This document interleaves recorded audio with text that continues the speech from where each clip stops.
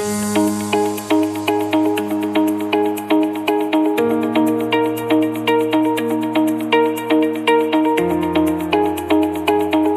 Hello everyone, welcome back to my channel. आज मैं आपके लिए लेके आई हूँ एक ऐसी पर्सनालिटी को जो आज बहुत सारे लोगों के क्वेश्चन के आंसर देने वाली है। और वो बेसिकली सबसे जो कि एक मेन प्रॉब्लम होती है लोगों में, हेजिटेशन। लोग सोचते हैं नेटवर्क मार्केटिंग बिजनेस तो ऐसा बिजनेस है जहाँ पे आपको बोलना पड़ेगा, आपको लोगों को कन्विंस करना आना चाहिए, आप लोग को लोगों से बात करनी आनी चाहिए। पर बहुत सारे लोग क्या होता है ना कि कहीं ना कहीं हेजिटेट करते हैं नए लोगों से मिलने में। तो आज की जो हमारी गेस्ट हैं वो एक बहुत ही सिंपल, बहुत ही प्यारी सी लड़की है जो पहले इस बिजनेस में आने से पहले बहुत ज्यादा इंट्रोवर्ट थी। जितना मैं उनके बारे में जानती हूँ, बहुत इंट्रोवर्ट थी, लोगों से बात करना उन्हें ज्यादा पसंद नहीं था और कॉन्फिडेंस की कहीं ना कहीं बहुत ज्यादा कमी थी। ठीक है, तो आज हम देखने वाले हैं कि एक ऐसी सिंपल सी लड़की एज अ बिजनेस ओनर, एक ग्लोबल बिजनेस ओनर काम कर रही है। मैं इनवाइट करना चाहूंगी नेहा। वेलकम नेहा। तो thank you so much. Thank welcome you Richa welcome ma'am, welcome. मुझे अपने चैनल पे इनवाइट करने के लिए। Most welcome. सो नेहा, आज हमारी ऑडियंस एक्साइटेड है एक ऐसी सिंपल सी लड़की जो बिल्कुल बहुत मतलब शायद यूपी में मुजफ्फरनगर सिटी से आप बिलोंग करते हैं, राइट? हाँ। जी जी तो बिल्कुल। मुजफ्फरनगर सिटी से रह करके कैसे अपने बिजनेस को बिल्डअप कर रहे हैं, कैसे एक ग्लोबल बिजनेस को बिल्डअप कर रहे हैं, तो आज हम इसके बारे में बात करना तो आज हम इसके बारे में बात करने वाले हैं। तो नेहा, पहले दोस्तों अपने बारे में बताइए, आप कहाँ से बिलोंग करते हो हमारी ऑडियंस को, कि बेसिकली आप कहाँ से हो और इस बिजनेस में आने से पहले क्या करते थे। सो हेलो एवरीवन, मेरा नाम नेहा है। मैं भी उत्तर प्रदेश के मुजफ्फरनगर से बिलोंग करती हूँ। और मैं अभी एक ग्लोबल बिजनेस ओनर हूँ और मैं फुल टाइम इस बिजनेस को दे रही हूँ। ठीक हम्म। है। इससे पहले मैं एक फैशन डिजाइनिंग की स्टूडेंट थी। मैंने अपनी ग्रेजुएशन बीकॉम से करी थी। मेरा कुछ करियर का कुछ भी पक्का नहीं था कि मुझे क्या करना है, कैसे करना है, कंफ्यूज हमेशा रहती थी मैं। लेकिन फाइनली मुझे एक ऐसा बिजनेस प्लेटफॉर्म मिल गया कि मुझे अब यहाँ से अपनी मंजिल दिख रही है कि मुझे यही करना है और इसी में ही आगे बढ़ना है। तो आज के टाइम पे मैं जो भी कुछ हूं ना, मैं कहूंगी कि मैं इसी प्लेटफॉर्म के वजह से हूँ। और अपनी एक टीम की वजह से हूँ, जिसके बारे में भी आपको आगे पता चलेगा। रीचा मैम से आपको जानने को मिलता रहता होगा। तो यही है। Very good very good. तो नेहा, पहले जैसे आपने बताया फैशन डिजाइनर थी, तो फैशन डिजाइनिंग करते करते मतलब क्या ऐसा माइंड स्विच आया कि आप एक नेटवर्क मार्केटिंग इंडस्ट्री में आ गए, जो कि बहुत निगेटिव मानी जाती है। बहुत सारे लोग इसके, क्योंकि उनको सही नॉलेज नहीं है, इस वजह से वो कहीं ना कहीं इसको निगेटिव कंसीडर करते हैं। तो थोड़ा सा इस इंडस्ट्री में आपकी एंट्री कैसे हुई, थोड़ा सा इसके बारे में बताइए। वो बिल्कुल सही कह रहे हो ऋचा मैम, आपकी ये इंडस्ट्री बहुत ज्यादा नेगेटिव है। और फैशन डिजाइन करते करते मैं इस इंडस्ट्री में कैसे आ गई, तो बिल्कुल ही अपोजिट है उसके। बिल्कुल है बिल्कुल। ना। तो देखो, हुआ ये था कि जब मैं फैशन डिजाइनिंग कर रही थी, मैं उस टाइम पे बहुत ज्यादा इंट्रोवर्ट थी। लाइक, मैं एक स्टूडेंट थी वहां पर, टीचर पढ़ा रही है, कर रही है सब कुछ। उस टाइम पर भी मैंने बस वो कर ली, क्योंकि मेरे को लगता था कि मेरे को ड्राइंग वगैरह में इंटरेस्ट था ज्यादा।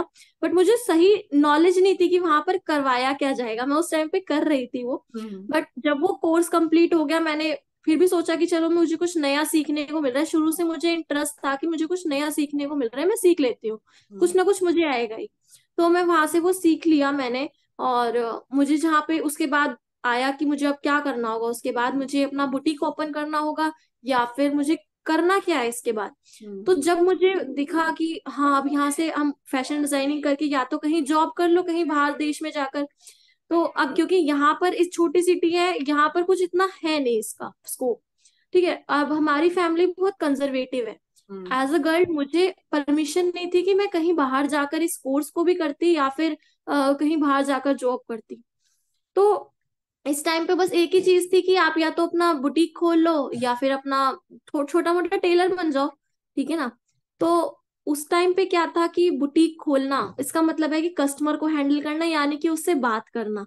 ठीक है। और वो मेरे बस का बिल्कुल नहीं था। मैं टीचर से ही नहीं बात कर पाती थी। अपने कभी डाउट्स भी पूछने होते ना, मुझे हेजिटेट होता था कि मैं कैसे अपने डाउट्स पूछूं। हम्म। बल्कि क्लास में मेरे से जो नए नए बच्चे आते थे ना, तो वो भी टीचर से इतना फ्रैंक हो जाते थे कि मैम को थोड़ा, कहते हैं ना कि बच्चे होते हैं ना कि बच्चों मैम की चापलूसियां करने लग जाते हैं। बट हम्म मैं स्टार्टिंग से ऐसी नहीं थी। मुझे मुझे चापलूसी करना तो दूर की बात, मैं कभी अपने डाउट्स पूछने में भी कंफर्टेबल फील नहीं करती थी किसी से भी।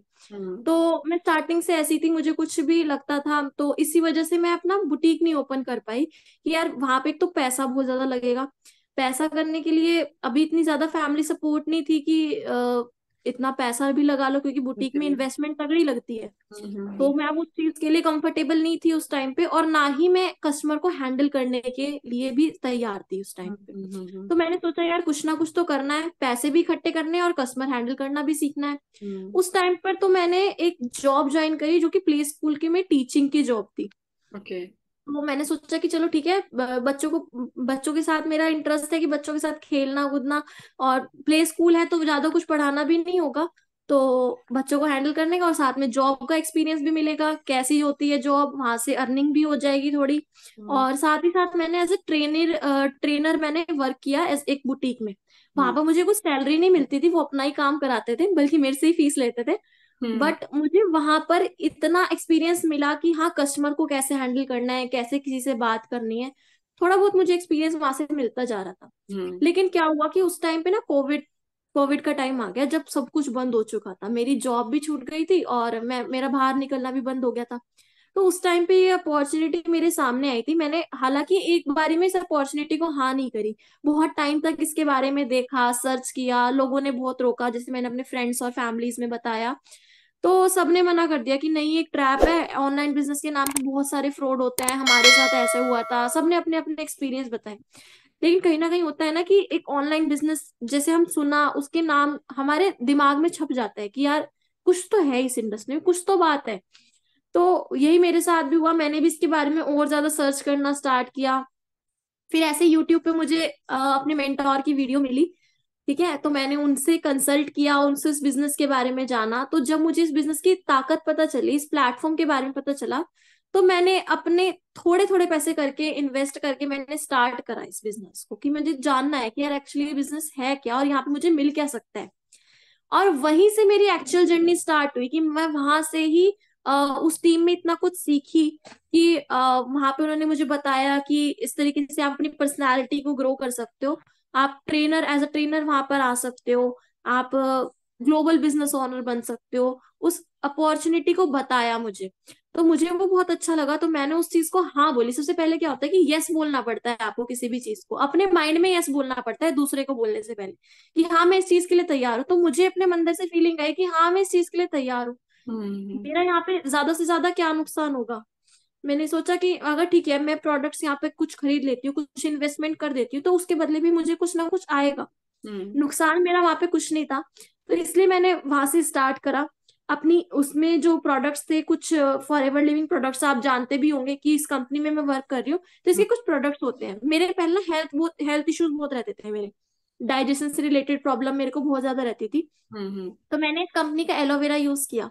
तो हम्म। जब मैंने इसका एलोवेरा यूज किया, कुछ मैंने अपने लिए ही मंगाया था कि मैं अपनी पर्सनल आईडी से मंगा भी लूंगी, और मुझे इस पे प्रोडक्ट्स का भी पता लग जाएगा कैसे हैं, किस टाइप के हैं। तो मैंने इसका कुछ प्रोडक्ट्स को यूज किया, मुझे ट्रिमेंडस रिजल्ट उसके प्रोडक्ट से मिला। Right. तो फिर मैंने सोचा यार प्रोडक्ट तो अच्छे हैं, मैं लोगों को भी बताती हूँ। तो टू बी सीरियसली मैं आपको मैं बताऊं कि जब मैंने लोगों को बताया, लोग बिल्कुल राजी नहीं हुए, बिल्कुल भी राजी नहीं हुए। सबने कहा कि अरे इतना महंगा प्रोडक्ट कौन पिएगा, पतंजलि का जाके एलोवेरा ले आओ।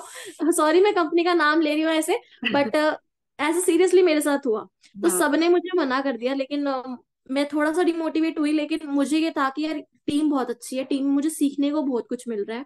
और उन्होंने मुझे कुछ ऐसे तरीके भी बताए कि जिस तरीके से मैं अपना इस बिजनेस को आगे बता सकती थी, बढ़ा सकती थी।